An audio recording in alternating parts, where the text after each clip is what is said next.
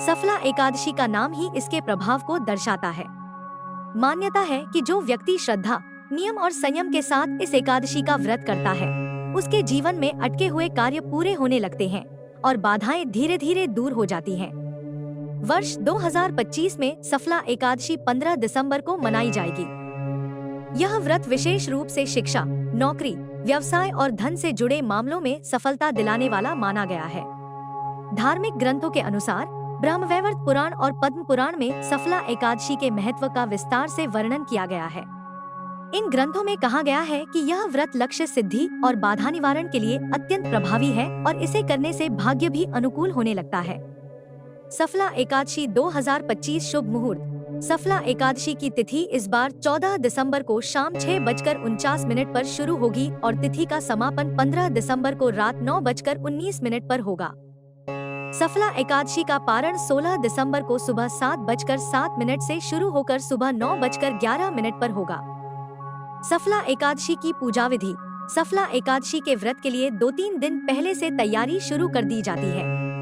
भोजन हल्का और सात्विक रखने की सलाह दी जाती है ताकि शरीर और मन दोनों व्रत के लिए सहज हो सके।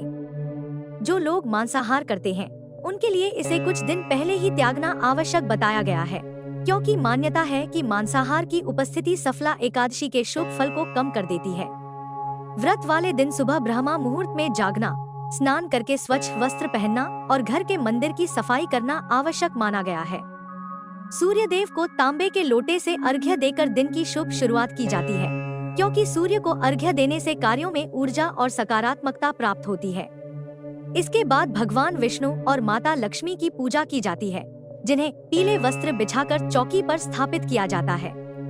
गंगाजल से स्नान, चावल, पुष्प और तिलक अर्पित करने के बाद घी का दीपक जलाया जाता है और ओम नमो भगवते वासुदेवाय मंत्र का 108 बार जप किया जाता है।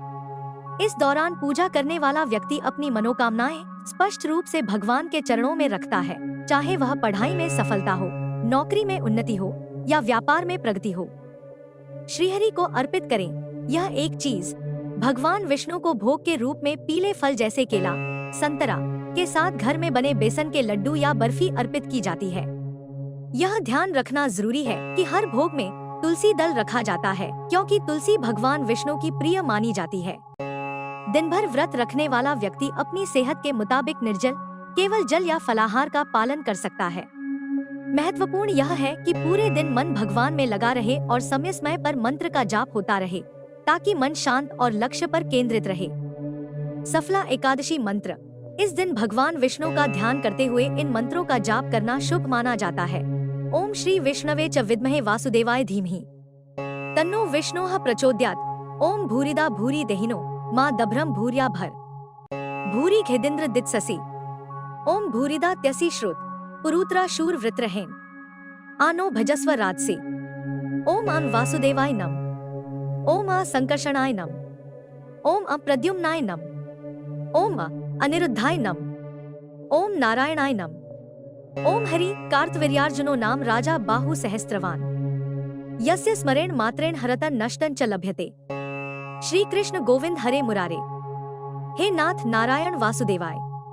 किन लोगों के लिए विशेष रूप से शुभ है सफला एकादशी?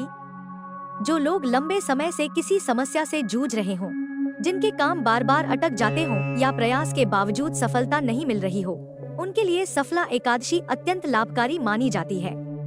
छात्रों के लिए यह व्रत विशेष महत्व रखता है, खासकर उनके लिए जिनकी मेहनत के बावजूद पढ़ाई में मन नहीं लगता या परिणाम अपेक्षा के अनुरूप नहीं आ रहे। नौकरी पेशा लोगों के लिए यह दिन प्रमोशन, करियर ग्रोथ और प्रतियोगी परीक्षाओं में सफलता दिलाने वाला माना गया है। वहीं व्यापारियों और आर्थिक तंगी से जूझ रहे लोगों के लिए सफला एकादशी धन के नए मार्ग खोलने वाली कही जाती है। सही श्रद्धा और विधि से किया गया यह व्रत जीवन में गहरे और सकारात्मक परिवर्तन लाने की क्षमता रखता है। कुल मिलाकर सफला एकादशी केवल एक व्रत नहीं, बल्कि जीवन में सकारात्मक बदलाव और सफलता का माध्यम मानी जाती है, जिसे श्रद्धा और विश्वास के साथ करने से गहरे शुभ परिणाम प्राप्त होते हैं।